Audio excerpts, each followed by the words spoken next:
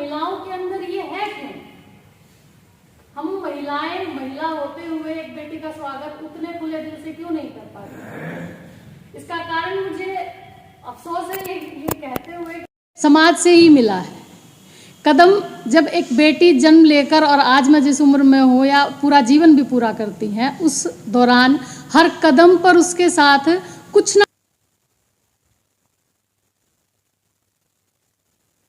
को परेशान करती है। और मुझे लगता है कि जब कोई औरत ये कहती है कि सोचती है कि बेटी हुई है, उसके मन में वो जो उसके साथ कहीं ना कहीं घटित हुआ होगा, खुद के साथ, ये समाज में और बेटियों के साथ, वो उसके मन में पूरी फिल्म चल जाती होगी और तब वो शायद ये सोचती है कि काश नहीं होती।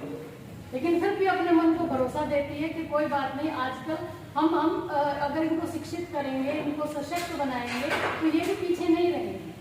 संस्कारों की बात बहुत अच्छी है, लेकिन संस्कारों की परिभाषा भी थोड़ी सी निश्चित होनी चाहिए। बदले हुए समाज में उन पुराने संस्कारों को लेकर तो नहीं चला जा सकता। मुझे इसमें थोड़ी सी दिक्कत होती है। जैसे सिर को ढकना है, मुझे इसमें कोई लॉजिक नजर नहीं आता।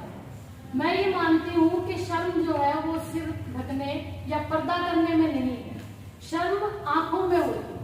अगर मैं अपने बुजुर्गों से नजर मिलाकर भी बात करती हूँ तो भी वो नजर पैनी नहीं होती, उसमें सम्मान होता है। तो अगर हम नजर में सम्मान रखते हैं तो हमें पर्दे की या घूंघट की इन सब चीजों की जरूरत नहीं पड़ती। ये कुछ चीजें हैं जिनको छोड़ना चाहिए। एक और चीज यहाँ किसी ने कही थी, मुझे नाम याद नहीं है, कि पढ़ाई की जब बात होती है तो लड़कों को प्राइवेट स्कूल और लड़कियों को सरकारी स्कूल में भेजते हैं। मैंने स्कूलों में देखा है, अध्यापिका रही हूँ, तो लड़कियां सरकारी में आती हैं और लड़के जो हैं उसी घर के वो प्राइवेट स्कूल्स में जाते हैं।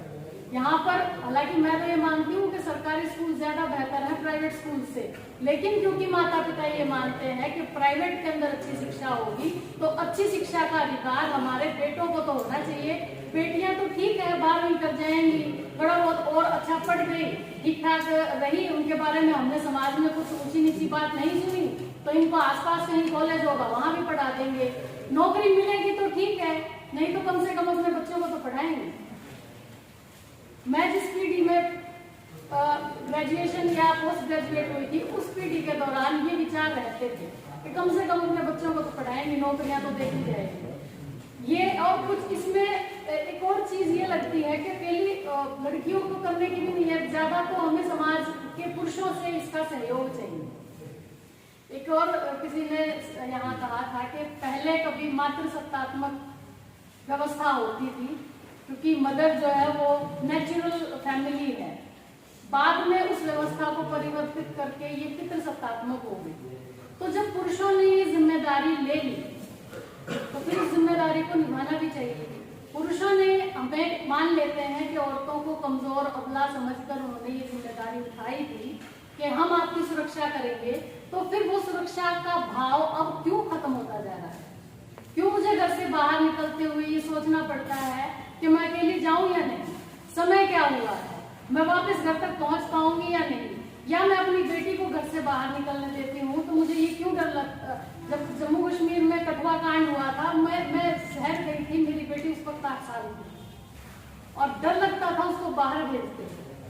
समाज में ये इस तरह के जो हम रेप केसेज हैं, बलात्कार की घटनाएं, ये औरतें तो नहीं कर रही ना इसका। और 8 साल की बच्ची, छोटी छोटी बच्चियों के साथ जब ये हो रहा है, तब तो हमें सोचना पड़ेगा कि हमारे समाज में पुरुषों ने वो भाव खो दिया है जिसमें वो सबको सुरक्षा देने का दम भर के उन्होंने ये व्यवस्था अपने हाथ में ली थी।